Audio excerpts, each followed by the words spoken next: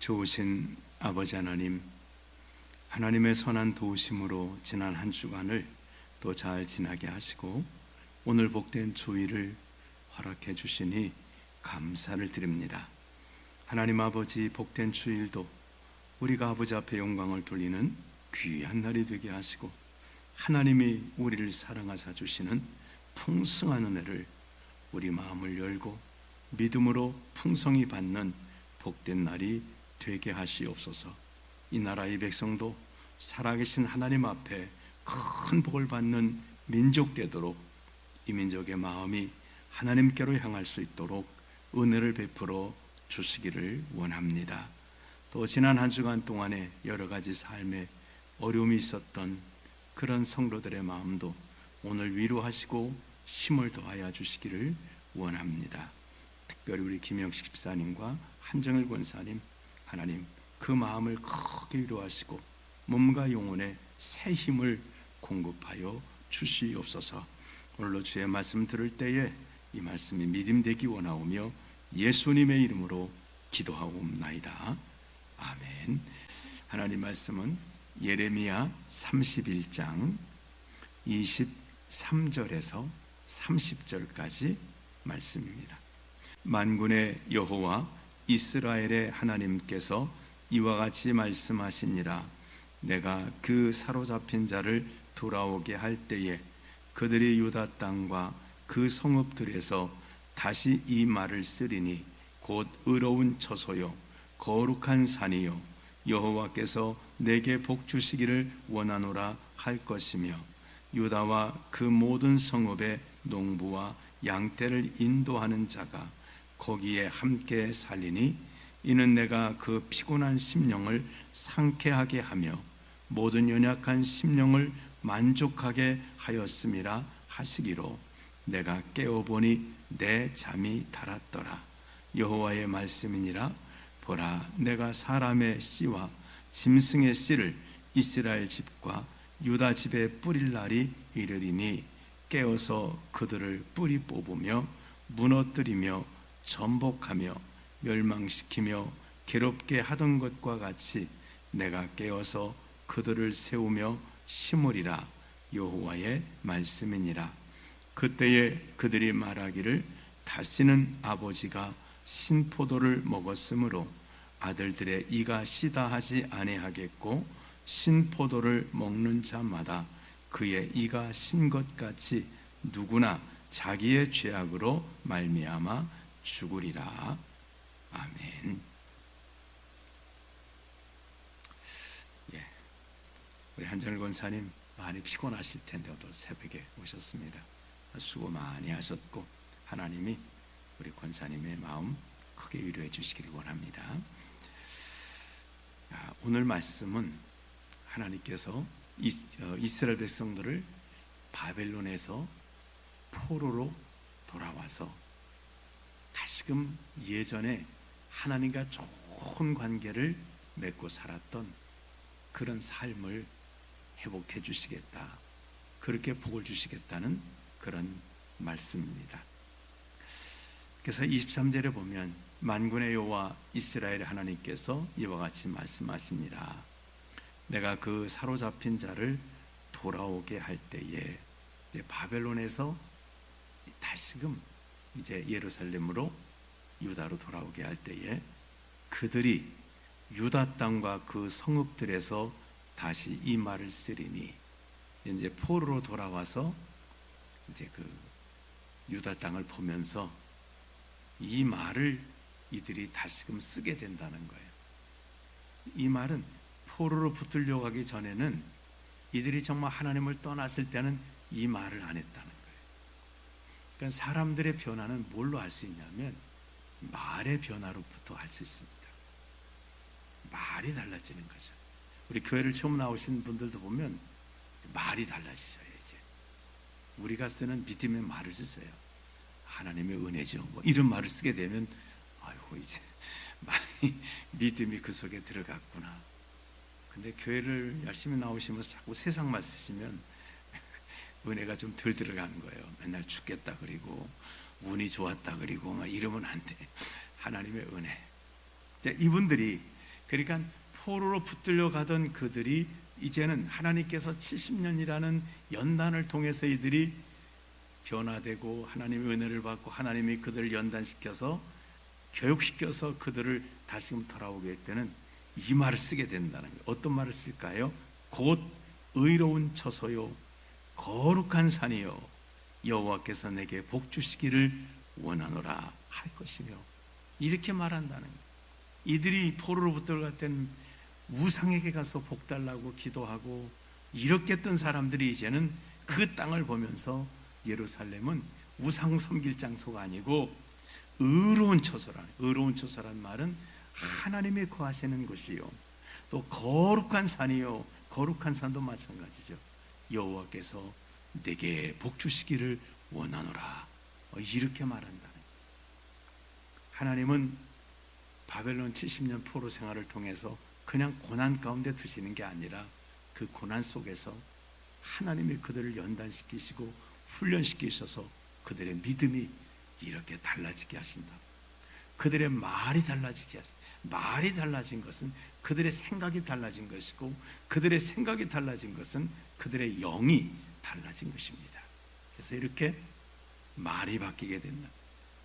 24절에 유다와 그 모든 성읍에 농부와 양떼를 인도하는 자가 거기 함께 살리니, 과거에는 이제 이 성읍에 모든 농부나 또 양을 지키는 이런 사람들이 전부 성읍에 와서 삽니다. 왜냐하면 적군들이 침입하고 도둑제들이 와서 막 있기 때문에 해가 뜨면은 쭉 성 밖에 나갔다가 해가 지면 성읍에 와서 살다가 또 아침이면 나가고, 이 성읍에 살게 된다는 거예요.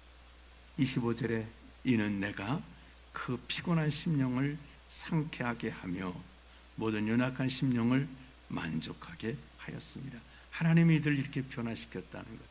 피곤한 심령, 무상 섬기느라고 피곤했던 이들, 믿음 없어서 인간적인 방법으로 살려고 피곤했던 이들을 하나님이 은혜 주셔서 심령을 상쾌하게 만들어 주시고, 연약했던 심령을 하나님의 은혜로 만족하게 충만하게 채워 주셔서 이렇게 말이 바뀌고 하나님의 약속된 축복의 땅에서 살게 될 것이다 라고 말씀.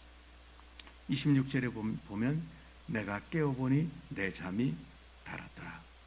그러니까 지금 요 말씀을 보니까 요 전에 얼마간 있었던 일들은 예레미야가 꿈을 통해서 하나님으로부터 받은 말씀들을 이제 이어난 것으로 그렇게 소개가 됩니다.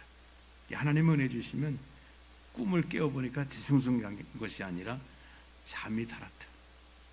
아주 상쾌하게. 왜? 하나님이 이런 말씀을 주시니까 얼마나 좋으세요. 야, 그렇구나. 하나님 70년 내가 포로로 붙들린다고 이 안에 사람이 나를 욕하고 미워했는데 하나님은 이렇게 변화시키시려고 그러시는구나 하는 걸 아니까 예레미야가 상쾌했다는, 잠이 달았더라. 자, 27절에 보면 이제 하나님의 약속이 또 이렇게 있습니다. 여호와의 말씀이니라. 보라, 내가 사람의 씨와 짐승의 씨를 이스라엘 집과 유다 집에 뿌릴 날이 이르리니.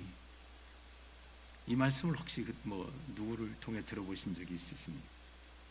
사람의 씨와 짐승의 씨를, 요걸 이제 신천지가 봐라, 사람의 씨가 있고 짐승의 씨가 있어. 이게 무슨 말일까요? 이 사람들이 씨는 하나님의 말씀이라고 이제 비유풀이를 하는 거예요.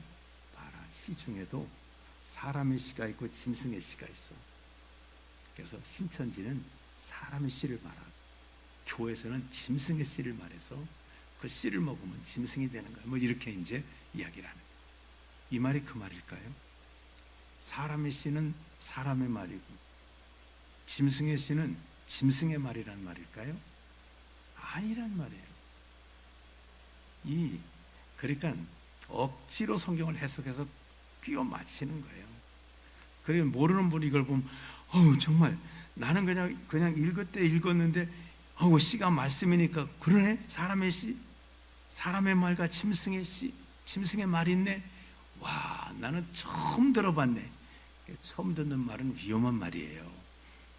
내가 예수 믿는지 오래 했는데 처음 그 말을 들어봤다. 그거는 위험한 말인 것을 기억하시기 바랍니다. 위험한 말이에요.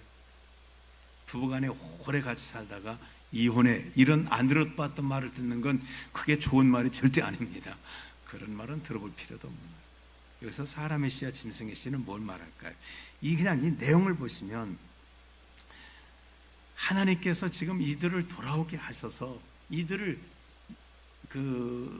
사람도 마치 씨를 뿌리듯, 하나님은 가끔 말씀에 씨 뿌리는 비유를 말씀하실 때 또 그 추수한 것처럼 이들이 농사를 했기 때문에 내가 추수하듯이 심판한다고 할 때 알아들어요. 낫을 되어서 베겠다. 그러면 이 번성시키는 것도 내가 씨를 뿌린다고 하는 것, 씨를 뿌리면 엄청난 씨앗이 나서 열매를 거두는 걸 말합니다. 이거는 내가 너희를 번성케 하시겠다는 말이에요. 사람도 번성시켜주고 또 짐승도 번성하게. 왜냐하면 바벨론 포로 붙들어갈 때 사람들 많이 죽고 포로로 붙들려가서 죽고 지금 엄청나게 감소했어요. 하나님이 내가 씨를 뿌리듯 너희를 번성케 하리라는 그런 말씀이에요.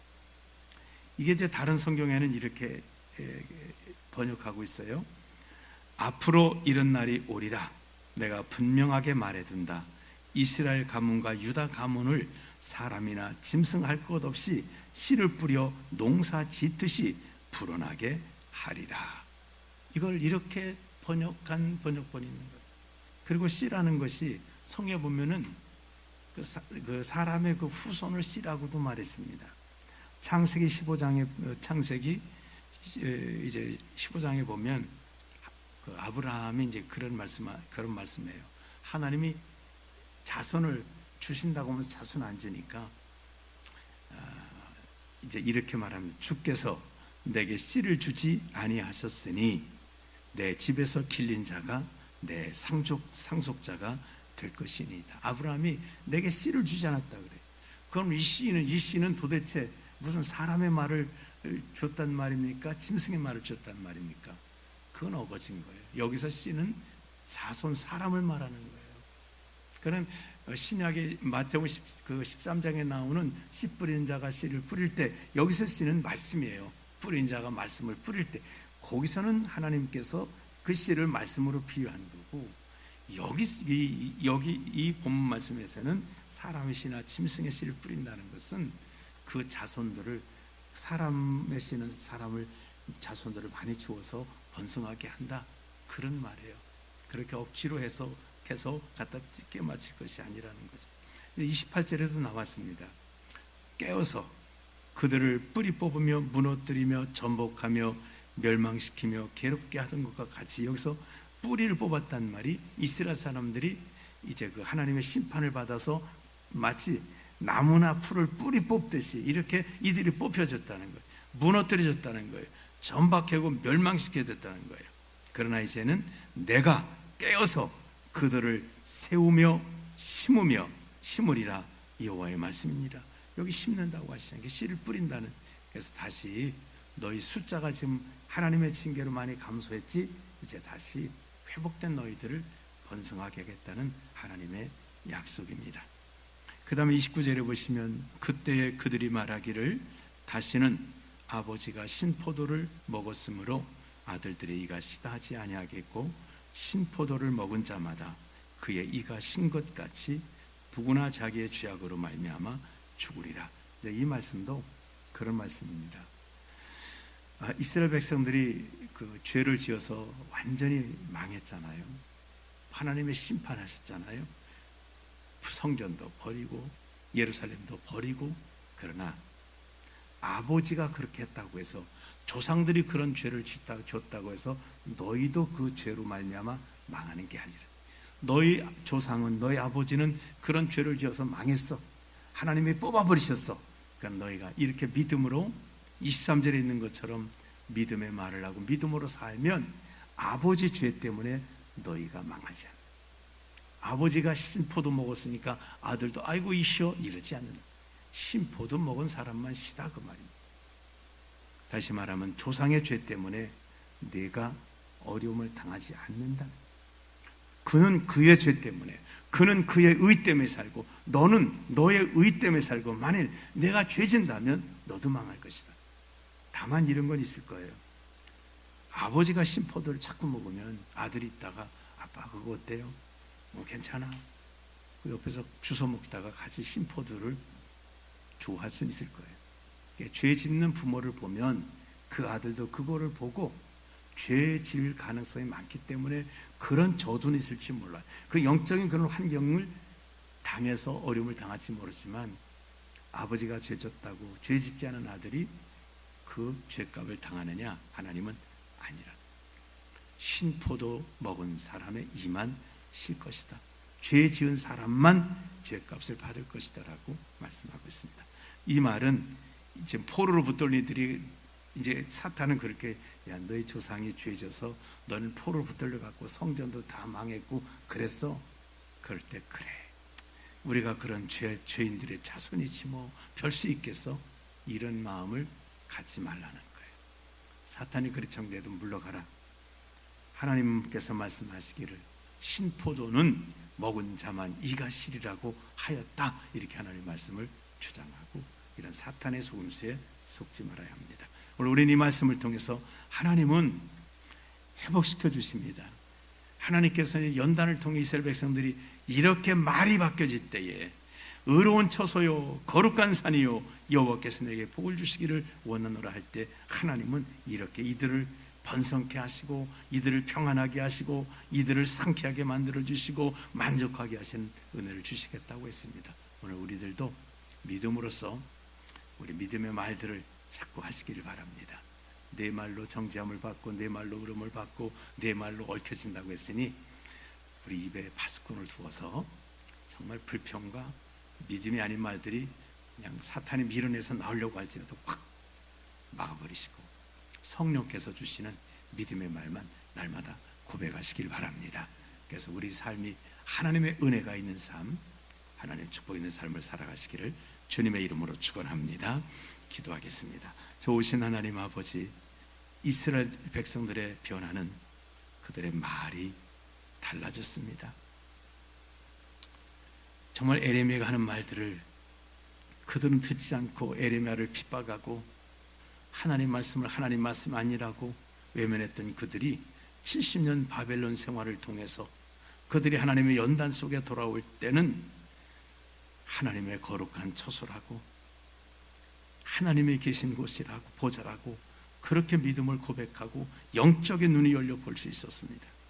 그리고 하나님께서 축복하신다는 이런 믿음을 가지고 우상은 생각지도 않게 다 내어버렸습니다.